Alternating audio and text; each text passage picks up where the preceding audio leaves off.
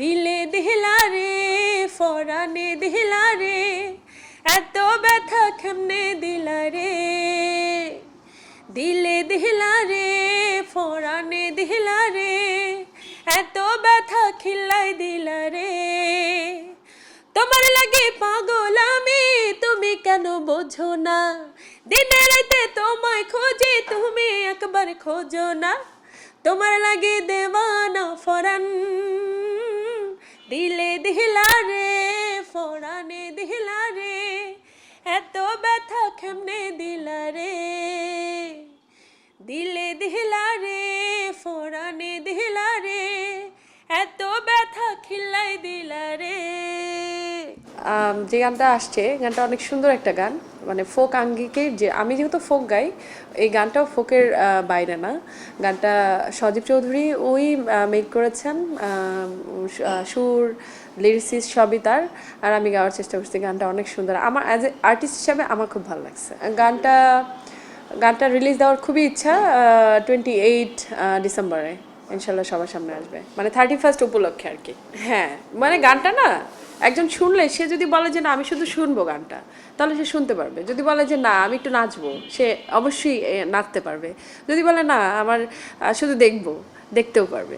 গানটার music direction দিয়েছেন আমাদের নিলয়, আর গানটার আমার কো আর্টিস্ট ছিলেন। আসলে গানটার বলে না যে আমি একজন সিঙ্গার যখন অ্যাক্টিং করে, তো আমার অবস্থা তাই। আমার ডিরেক্টর বলেছেন যে না আপনি অ্যাক্টিংয়ের জন্য পারফেক্ট। আমি ছিলাম, আমার সাথে আমার কো আর্টিস্ট ছিলেন হচ্ছে সাজ্জাদ ভাই। দেখলে আপনাদের খারাপ লাগবে না। প্রত্যাশা প্রতিটা আর্টিস্ট তার তার জায়গা থেকে তার যখন নিজের কোনো কিছু তৈরি হয় তখন তার সন্তানের মতো করে সে দেখে। আমার প্রত্যাশা এটাই, গানটাকে আমরা যেভাবে তৈরি করেছি, আমরা পুরো টিম সহ যে আমরা গানটাকে নিয়ে যেভাবে থিঙ্ক করে আমরা কাজটা স্টার্ট করলাম, এতে আমার মনে হয় গানটা যেই শুনবে তার ভালো লাগবে। আমার মনে হয় গানটা খুব ভালো জায়গায় যাবে। গানটির সিঙ্গার ইতিমধ্যে আমরা জানছি বিন্দুকণা আপু। তো গানটির পিছনে একটা গল্প ছিল আমাদের, খুব আর্লি গানটা করেছি আমরা, মানে আমাদের প্ল্যানিং ওই রকম ছিল না, কারণ আপুর ব্যস্ততা ছিল, প্রচুর শো।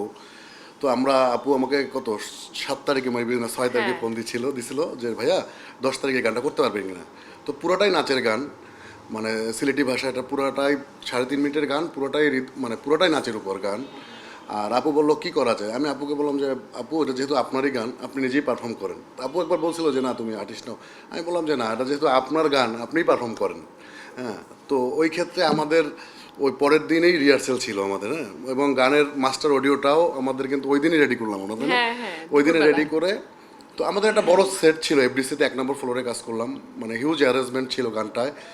আর আপুর পারফরমেন্স দেখে কেউ বলতে পারবে না যে মানে সে মডেল না, আসলে সে যে সিঙ্গার।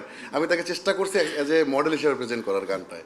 তো অনেক হার্ডওয়ার্ক করছি আমরা, সকাল 11টার দিকে ক্যামেরা ওপেন করলাম, আর রাত 12টা না 12:30 ক্যামেরা আউট করছি, কিন্তু লাঞ্চ ব্রেকও ছিল না আমাদের পুরোটার সময়। আর মানে আপু যে ইফোর্টটা দিয়েছে এর জন্য থ্যাঙ্কস আসলে, মানে আমরা লাঞ্চ ব্রেকও দেই নাই, মানে সময়টা খুব কম ছিল, তো পুরোটাই নাচের গান এই আর কি।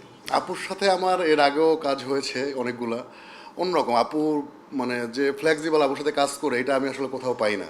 মানে আপু দিয়া শুধু বলে যে নীলা ভাই এই গানটা করতে হবে, এটা আপনার মতো করে করেন, আমি এটা কিছু জানি না। এবং আজ পর্যন্ত আজকে শুটিং শেষ গানের, এখনও জিজ্ঞাসা করে নাই কেমন কী হইলো নীলা ভাই কী, শুধু আমাকে বলছে নীলা ভাই গানটা যদি সুন্দর হয় সবাই যেন দেখে।